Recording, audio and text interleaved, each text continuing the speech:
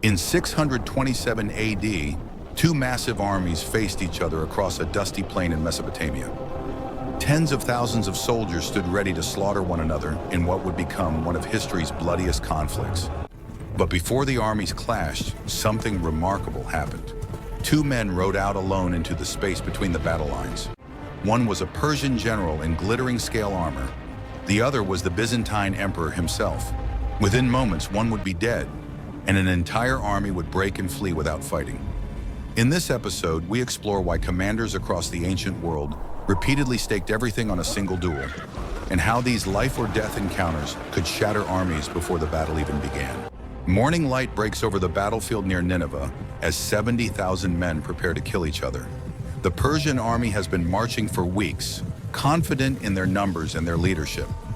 From their ranks rides General Rhahzadh, resplendent in bronze-scale armor that catches the early sun. His voice booms across the no-man's land, a challenge for single combat, any Byzantine champion brave enough to face him. The Byzantine lines part. To the shock of both armies, Emperor Heraclius himself rides forward. This is not some expendable officer or glory-seeking centurion. This is the ruler of an empire, the commander of the entire Byzantine army. He is risking not just his life, but the fate of his entire campaign on a single duel. The two champions meet in the dust between armies. Rhahzadh's challenge has been answered by the highest authority possible. For a moment, both forces are utterly silent. Tens of thousands of men holding their breath as their fates converge on two warriors separated from the masses. Rhahzadh spurs his black charger forward, lowering his spear. Heraclius lunges to meet him, sword raised. In a flash of bronze and steel, the emperor's blade arcs downward with devastating precision, one stroke. And Rhahzadh's head flies from his shoulders. For a heartbeat, all is silent. Then thunder erupts from the Byzantine line. Across the field, Persian warriors recoil in horror. Their bold general lies headless in the dust. The duel is over in seconds, but its impact is seismic. The Persian front line wavers. Men who moments ago were eager for battle now feel dread knotting their stomachs. They have witnessed their champion, a symbol of Persian might, felled in a single blow. Heraclius lifts Rhahzadh's ornate shield, 120 golden plates shining in the sun, as a trophy. In that brilliant, brutal instant, the entire battle tilts. The duel has done what hours of bloody fighting might not. Broken the enemy's spirit before a single formation has engaged.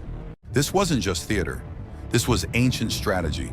Single combat before battles appears across virtually every warrior culture in the ancient world. And there's a reason it worked. The principle was simple but psychologically devastating. Both armies had marched for days or weeks, steeling themselves for the horror of battle. Fear, courage, hope, and dread were wound tight in every soldier's chest. Then two champions stepped forward, and all that collective emotion focused on them like sunlight through a lens.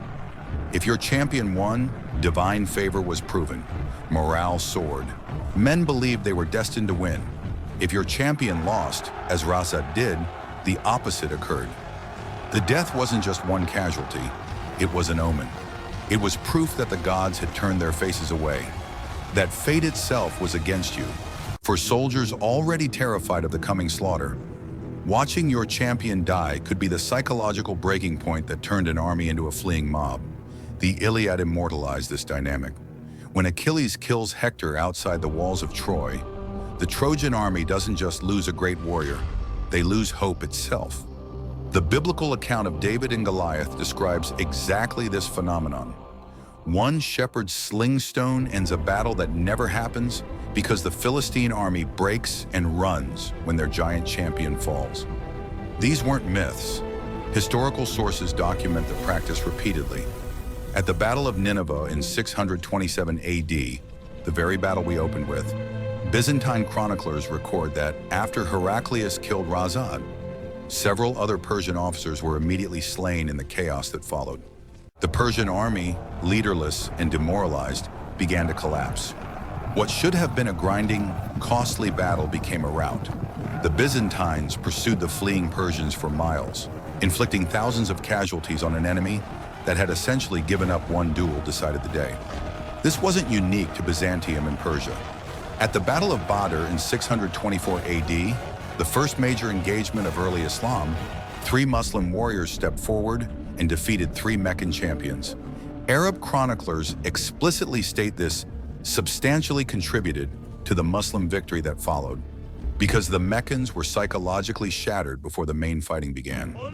In feudal Japan, samurai engaged in muchi-uchi, ritualized single combat before battles where warriors would ride out, declare their names and lineage, and challenge worthy opponents. Victory in these duels could trigger the enemy's collapse through pure demoralization. Medieval European knights operated under the same logic. Chronicles are filled with accounts of armored champions meeting before the lines, fighting while thousands watched in tense silence. The chivalric code valorized these encounters, but the strategic calculation was ice cold. Win the duel, break their spirit, avoid a bloodbath. But here's what makes Heraclius' duel so extraordinary. He was an emperor. He wasn't some expendable officer seeking glory. He was the irreplaceable head of the entire Byzantine state. If Rhahzad's spear had found its mark, the Byzantine campaign would have ended instantly. The army might have disintegrated. Persia might have won the entire war in 30 seconds of combat. So why did Heraclius take that insane risk? To understand Heraclius' decision, we need to understand just how desperate his situation was. By 627 AD, the Byzantine Empire had been fighting Persia for over 2 decades in what historians call the Byzantine-Sasanian War. The Persians had conquered Syria, Palestine, and Egypt. They had besieged Constantinople itself. The Byzantine Empire was on the verge of complete collapse. Heraclius had gambled everything on one final deep strike into Persian territory, a campaign to destroy the Persian heartland and force a decisive victory. He had marched his army deep into Mesopotamia, far from reinforcements or retreat. If this campaign failed, there would be no second chance the empire would fall. When Rhahzadh issued his challenge, Heraclius faced a calculation. He could send a subordinate, but if that champion lost, his army, already exhausted and far from home, might break, or he could refuse the duel entirely. But that would be interpreted as cowardice, devastating morale before the battle even started. Or he could do something virtually unprecedented, accept the challenge himself. By riding out personally, Heraclius transformed the duel into something beyond tactics. If the emperor himself was willing to face death, it signaled absolute confidence to his men. It said, "I believe so completely in our cause that I will stake my life on it." That kind of leadership is magnetic. It turns terrified soldiers into fanatics, and it worked. The moment Heraclius' sword took Rhahzadh's head, the psychological warfare was won. The Byzantines erupted in euphoria. Their emperor had proven himself a warrior king, blessed by God, invincible. The Persians saw their champion decapitated by an emperor who fought like a god of war. The message was unmistakable. Fate had chosen a side, and it wasn't theirs. According to the chronicler Theophanes, the Battle of Nineveh became a slaughter. The demoralized Persians were routed, suffering catastrophic casualties. Heraclius pursued them relentlessly, and within months, the Sasanian Empire sued for peace, returning all conquered territories. One duel had decided not just a battle, but effectively ended a 26-year war. This is the calculus that made champion combat so appealing to ancient commanders. Yes, the risk was enormous, but so was the potential reward. If you could win the battle without fighting it, by shattering enemy morale in a single stroke, you saved thousands of lives on your own side, preserved your army's strength, and achieved victory at a fraction of the cost. The duel before the battle wasn't reckless machismo. It was ruthlessly efficient psychology. But the system had a dark mirror image. What happened when your champion lost? The sources are filled with catastrophes triggered by failed duels. At the Battle of the Catalonian Plains in 451 AD, Visigothic king Theodoric I was killed in combat during the confused fighting. His death nearly broke the Gothic-Roman alliance facing Attila. The Hun-only desperate leadership by Theodoric's son prevented a complete collapse. In these moments, we see the terrible flip side of the champion system. The same psychological leverage that could win a battle in seconds could also lose one just as fast. A champion's death didn't just remove one fighter, it could trigger a cascade of panic that transformed an army into a fleeing mob. This is why, as we move into the late medieval and early modern period, champion combat gradually disappears. Warfare was becoming more systematic, more about disciplined formations and coordinated tactics. Commanders realized that staking everything on individual heroics was simply too unpredictable. The rise of pike and shot warfare, where success depended on synchronized volley fire and pike squares holding formation, left no room for champions riding out to duel. By the time of the 30 Years' War, the idea of a general accepting a challenge to single combat would have seemed absurd. Not because men had become less brave, but because warfare had evolved beyond the point where individual prowess could decide battles. But in the ancient world, in that span of history from the Bronze Age collapse to the early Middle Ages, the champion's duel remained a powerful tool. It was spectacle and strategy fused together, a calculated gamble where psychology mattered as much as swordsmanship.